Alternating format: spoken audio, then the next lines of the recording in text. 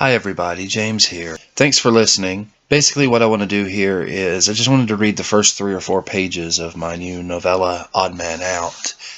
Hopefully just to entice those of you who might be thinking about picking up a copy to go ahead and do so. In about 2 weeks, less than 2 weeks actually, Bloodshot Books will be releasing the Kindle edition, and shortly thereafter the trade paperback edition will follow. I'm really proud of this book. I think it's an important book.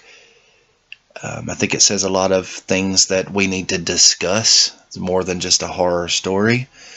Not to sound too pretentious, but I think it's a story with important issues that need to be dealt with. And so I think it's the best thing I've ever written. I've had a few discerning readers tell me the same thing. So hopefully you'll like this little excerpt from the beginning of Odd Man Out and decide to pick up a copy for yourself. So let's get right to it.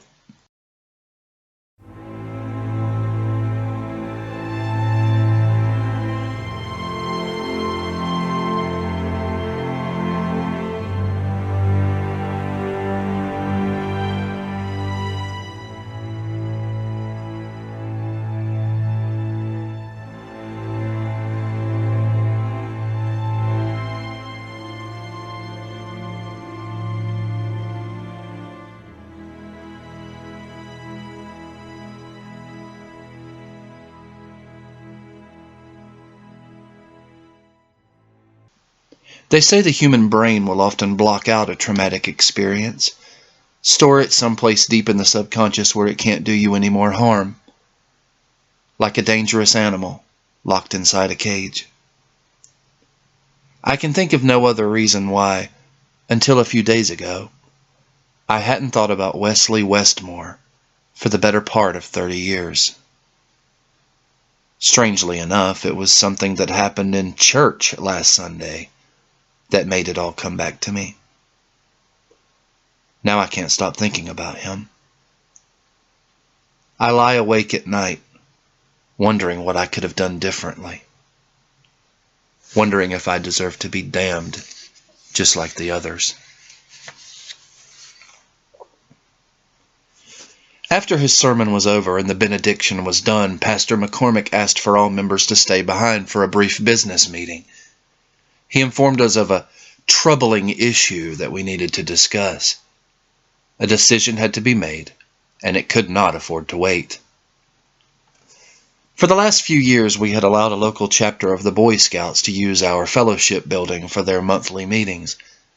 However, for the first time since its inception in 1910, the organization had recently lifted its ban on granting membership to homosexual youth. According to Pastor McCormick, this created a serious dilemma for our church. If we allowed the Scouts to continue using our facilities, it would send the message that we support the gay agenda responsible for ruining this once great nation. He reminded us what the Bible says in Leviticus 20:13, concluded his rhetoric with a line about the devil trying to destroy the Lord's house from within, before opening the floor to the rest of us.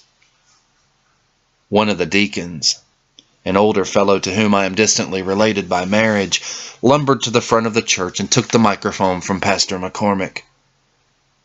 After a screech of feedback that made his face turn as red as his tie, he claimed to stand with our preacher on this matter because we were venturing into dangerous territory here. I couldn't agree with him more. I'm normally pretty shy, tend to rank public speaking somewhere between flying and cigarette smoke on my list of least favorite things.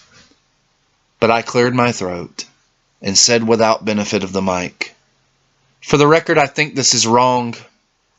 Turning people away, telling them they're not welcome here, it's not what Christ would have done." Murmurs throughout the congregation. Some were sounds of concurrence, I wanted to believe, but more than a few of them bowed their heads as if praying for my soul. Pastor McCormick put it to a vote then. I'm not sure what disturbed me more, when all was said and done. The outcome, 76-34, in favor of rescinding our invitation for those kids to use our building, or the fact that my wife and I did not vote the same way. Patricia and I haven't discussed it.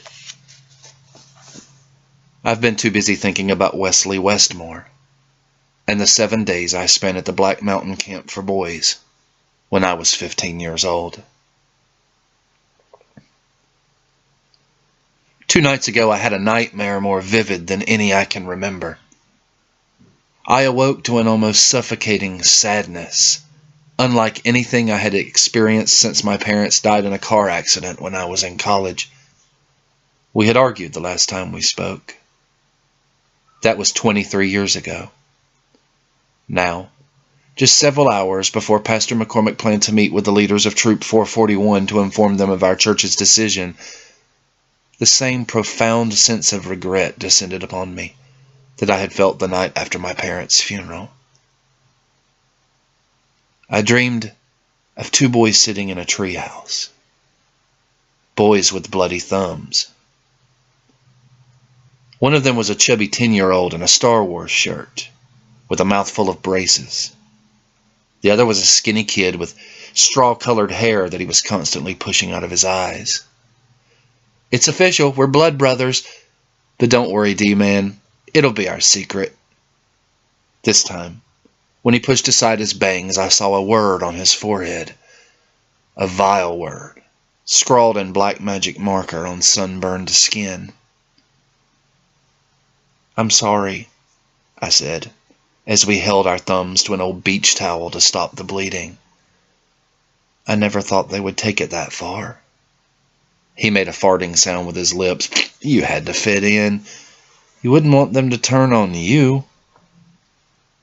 On the floor between us now, instead of the bloody towel, lay a hammer. Its handle had a green rubber grip with a square of sticky price tag residue at the bottom. I remembered that hammer well. Remembered what we had done with it. Wesley picked it up, handed it to me. "You know what you have to do." I awoke with a gasp. For the briefest of moments, I smelled hot dogs cooking on a grill, citronella candles burning on a warm summer evening. I smelled the sweat of 8 young men cooped up together in one small room for too long. I smelled blood, gasoline. Then there was only the strawberry scent of my wife's favorite shampoo. She lay beside me, one hand on my chest, her long ginger curls tickling my neck. "I'm sorry." I flinched, realized I had said it out loud. I listened to the rhythm of Patricia's breathing for a few seconds to make sure she was still asleep. Gently removed her hand from my chest, rolled over to face the wall. I thought about that hateful word written on my blood brother's forehead. An insult my friends and I used to hurl at one another several times a day. We didn't understand that words can be as dangerous as the box cutter Wesley and I had used to slice our thumbs. Words cut in a different way. They leave scars all the same. I wished I could cry. Wished I hadn't been raised by a guy who instilled in me from a very young age the conviction that real men don't advertise their emotions. As I tried to drift off again, I knew it would be easier if I could cry myself to sleep. I remembered how Wesley had done that at least once during our stay at the Black Mountain Camp for Boys. I remembered sneaking my headphones out of the backpack beside my bed, pushing play on my Walkman to drown out the sound of his suffering. Thanks for listening. I hope you'll go to Amazon and pick up a copy of my new novella, Odd Man Out.